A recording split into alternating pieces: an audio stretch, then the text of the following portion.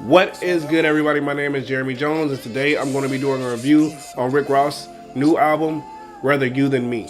The intro, in my opinion, had a nice beat selection, and lyric-wise for this album, Rick Ross definitely did his thing. Intros, to me, personally, are a big deal, so for me, intro sets the tone of the album. This is also the same track where he warns Meek Mill not to trust Nicki. Some people are calling it a diss, other people are not. This track, lyric-wise, nice beat selection, but nothing's too spectacular, but it flows with the flow of the album. In the beginning of this track, it has Chris Rock doing a little bit of a voiceover, and then it goes straight into the song where he basically disses Birdman. And I'm not even going to say it's really a diss in my opinion. I really like this song. It's one of my favorite songs on the album, definitely a go-to. But I'm not going to say it's a diss to Birdman. It's more just how he looked up to him and how he's kind of disappointed, in my opinion. You guys let me know what you think. This track, I'm 50-50 on, man. I feel it a little bit. It's heavily featured. It has Young Thug and Wale. I think they're okay. Again, this is more of a lyrical album. I really wasn't feeling the track too much. I can definitely just skip over it. This track features Future, Jeezy, and Yo Gotti. Now, in my opinion for these, this is a great hookup. This should be like a great song. In my opinion, I think it's definitely a catchy song. Definitely one that's getting a lot of vibes on the radio. However, for me, I personally wasn't feeling it, but I can see this song definitely growing on me, so I'm definitely feeling the vibe right now. Track, this one features Gucci Mane.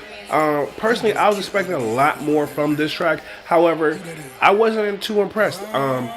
Ever since, honestly, when Gucci got out, he's just not the same Gucci. I get he's changed and he's definitely rehabilitated, but he's not bringing the same sauce that I'm used to hearing. So I'm definitely still going to listen to it because it's Gucci Mane, but overall, definitely a pass for me on my book. Track features T.Y. Dolla $ign. In my opinion, this is a great track. Anytime T.Y. Dolla $ign is featured on a track and he's singing or he's doing whatever he is, because I know they put him in the rap category, but he's really kind of like a harmonizer type person in my opinion.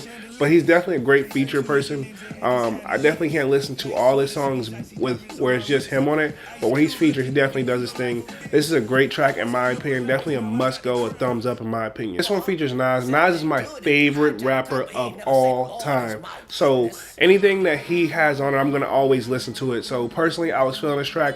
Lyric-wise, it was just like toe-to-toe. You know, Nas definitely impressive on this one. Rick Ross definitely did his thing. Again, I'm just going to throw out this disclaimer. This album is basically for people who are lyric people. This is not more of your catchy vibe song party. Every track is a thug. Every track is a club song. He gets really lyrical. And personally, I like hip-hop where it's a more lyrical versus more the catchy stuff. I like a mixture of both, but if you're looking for a great lyrical album, this is definitely the one for you. This track is definitely a great track. I can see myself when I get home from work. I can press play, vibe to it, grab a drink, maybe smoke or two, just relax, man. You can put this on in the car and just vibe to it. Definitely not something you're going to turn up to, but you can definitely vibe to. Then again, he comes back with the same, sort of a similar track to me. They both kind of, they're different, but they have the same vibe, so they go back to back and just kind of flow with the album. This album almost gives me like a old school feel to it, so if you're looking for that old school vibe where he's using more of the horns and more like more instruments, more than just, it seems like he didn't just use like a person to just make beats. It seems like he actually used like live instruments on this track. So and actually throughout the whole album. Next up, this track features Meek Mill, man. I'm definitely feeling this track. I like how the intro is, because on some tracks he starts off talking more than rapping, and then goes into the rapping. This is one of those tracks where, you know, he went to visit Meek in prison. However, you know, he didn't get to see him the first time, and then Meek is kind of rapping, but it sounds like he's muffled, but then it comes in where you can hear him very clearly. This was a nice touch. Whoever produced the album, or majority of the producers, or the final mixing of the album, you got to give them like a 10 out of 10, man, if we got to put them on a scale of 1 to 10, because they did a great job mixing and mastering this album. And this one features Scrilla.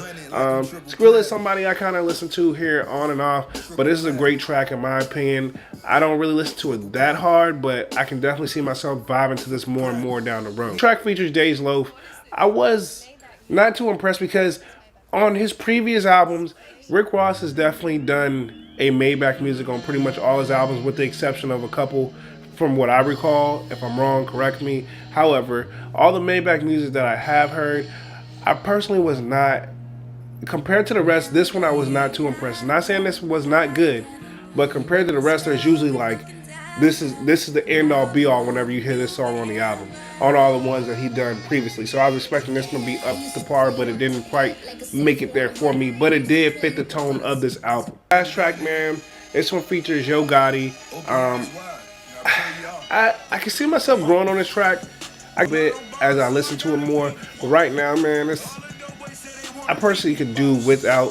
So overall, of the rating of the album, if I got to do it on the scale of 1 to 5, I'm definitely going to give this album a 3.8, man. Above average, in my opinion. He's definitely got some great lyrical content. So if you're looking for a great lyrical album, this is the album for you. Beat selection is great. I love the overall feel and vibe of the album when I put it in the car and press play. Because you do have those tracks you can turn up to, but then you also have those tracks where you can just mellow out to and just relax. So he kind of, I see that he tried to give you a little bit of everything. And then our favorite track on the album is Idols Become Rivals. That is my favorite song on the album, and it's currently on repeat, man. I gotta respect it. Like, people's calling it a Birdman diss, but in my opinion, man, he's basically saying what everybody wants to say, you know, what people aren't saying, you know, what's going on. And he's speaking from a fan point of view.